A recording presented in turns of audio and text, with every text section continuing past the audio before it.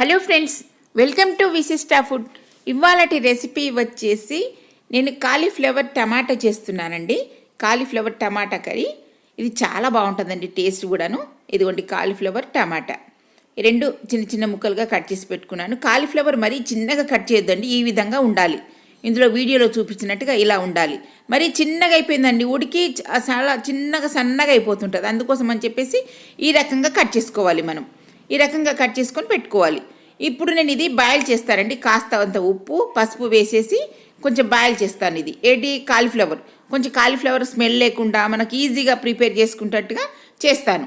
అట్లా చేస్తే బాగుంటుందండి. అందుకోసం అని చెప్పేసి కాలీఫ్లవర్ను బాయిల్ చేసుకుందాం. ఇంకా దీనికి కావాల్సినవి ఇక్కడ ఇదిగోండి, ఉల్లిపాయలు, పచ్చిమిర్చి.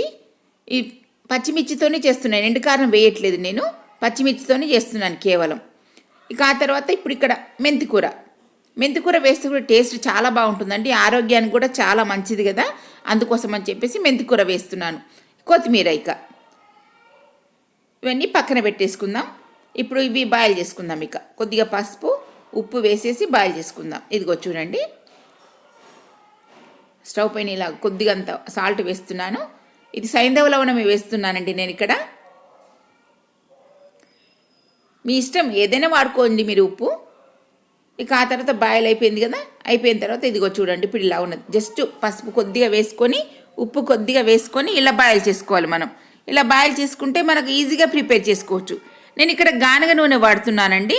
ఇదిగో చూడండి, గానుగ నూనె వాడుతున్నాను, ప్యాకెట్ నూనె వాడట్లేదు.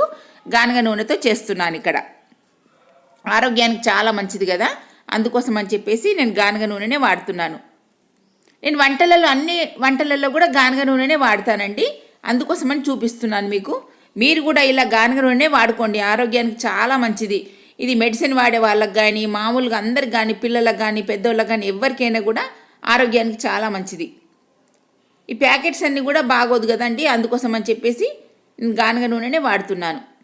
ఇదిగోండి, కొద్దిగా దీనికి సరిపడా ఆయిల్ వేసుకున్నాను. ఆయిల్ వేసేసుకుని ఆయిల్ వేడెక్కుతుంది కదా.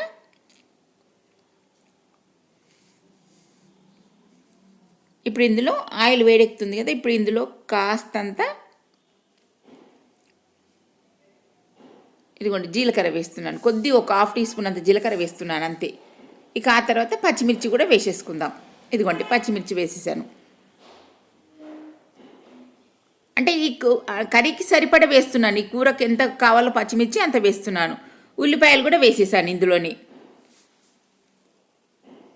ఇక ఉల్లిపాయలు ఇవన్నీ కూడా కాస్త మగ్గిన తర్వాత ఇప్పుడు ఇందులోనే మెంతికూర వేసుకోవాలండి. మెంతికూర కూడా బాగా వేగాలి ఆయిల్లో, వేగితేనే అప్పుడు చేదు వాసన అనేది ఉండదు. అందుకోసం అని చెప్పేసి మెంతికూర కూడా వేసేస్తాను ఇప్పుడే. ఇది కొద్దిగా ఇలా మగ్గిన తర్వాత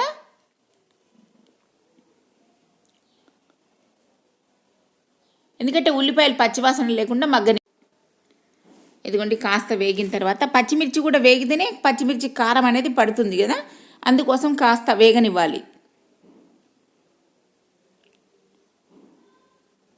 ఇది కాస్త వేగిపోయిన తర్వాత ఇప్పుడు ఇందులో మెంతికూర వేసేసుకుందాం. ఇక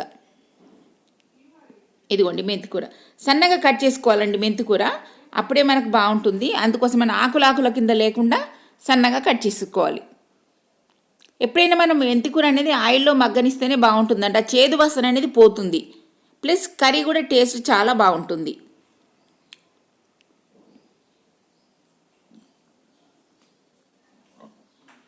ఇదిగోండి ఇవన్నీ కూడా వేగనివ్వాలి చక్కగా.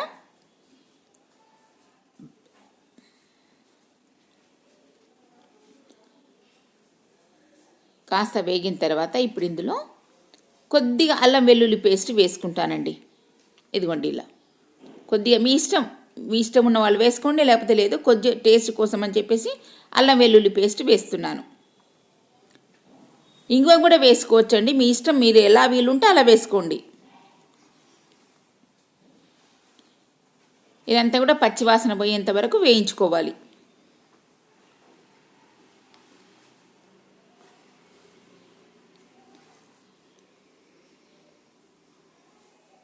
ఇప్పుడు ఇదంతా కూడా చక్కగా వేగిపోయింది. ఇందులో కాస్తంత పసుపు కూడా వేసేసుకుందాం. ఇక ఇదిగోండి కాస్త పసుపు వేసేస్తున్నాను.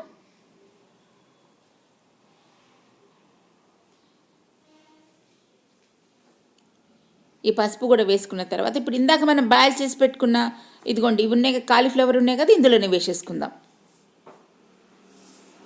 ఇదిగోండి ఇలా. మరి ఫుల్గా అంటే ఎక్కువ బాయిల్ చేయొద్దండి, ఎక్కువ ఉడికించొద్దు. కాలీఫ్లవర్ను కాస్త మీడియంగా కొద్దిగా ఒక పొంగు వచ్చేంత వరకు ఉంచుకొని మనం వార్చేసుకోవాలి నీళ్ళు. అలాంటప్పుడే కాలీఫ్లవర్ మెత్తగా లేకుండా ఉంటుంది. ఇందులో కాస్తంత కరివేపాకు కూడా వేసుకున్నాను.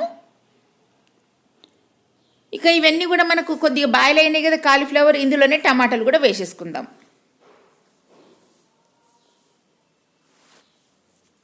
ఈ కాలీఫ్లవర్ టమాటా ఇదంతా కూడా కలుపుకొని, ఎందుకంటే కాలీఫ్లవర్ వేగన అవసరం లేదు, ఎందుకంటే ఫస్ట్ మనం బాయిల్ చేసుకున్నాం కదా, ఎక్కువ వేగవలసిన అవసరం లేదు, ఎందుకంటే మెత్తగా అయిపోతాయి. అందుకోసం అని చెప్పేసి ఇలా వేస్తున్నాను.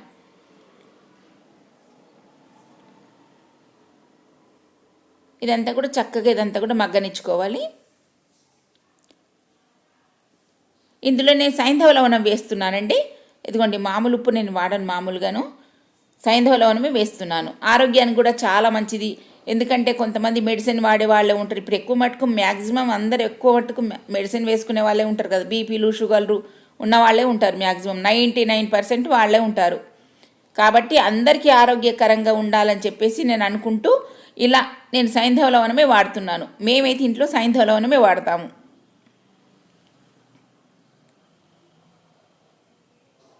ఇది కాస్త మూత పెట్టి మగ్గనిచ్చుకుందాం. ఒక సిమ్లో పెట్టుకొని మగ్గనిచ్చుకోవాలి కాస్త.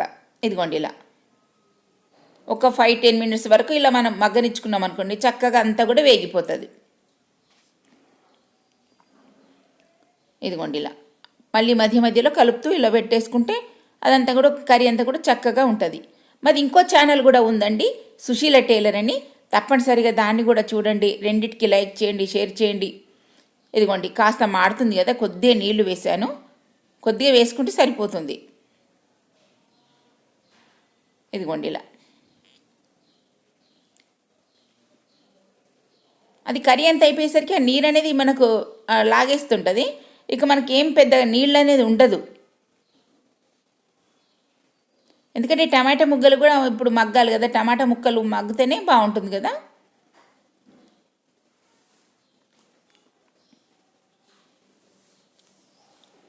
ఇక కర్రీ అంతా రెడీ అయిపోయినట్టే, చూడండి ఎంత చక్కగా ఉందో. టేస్ట్ కూడా చాలా బాగుంటుందండి.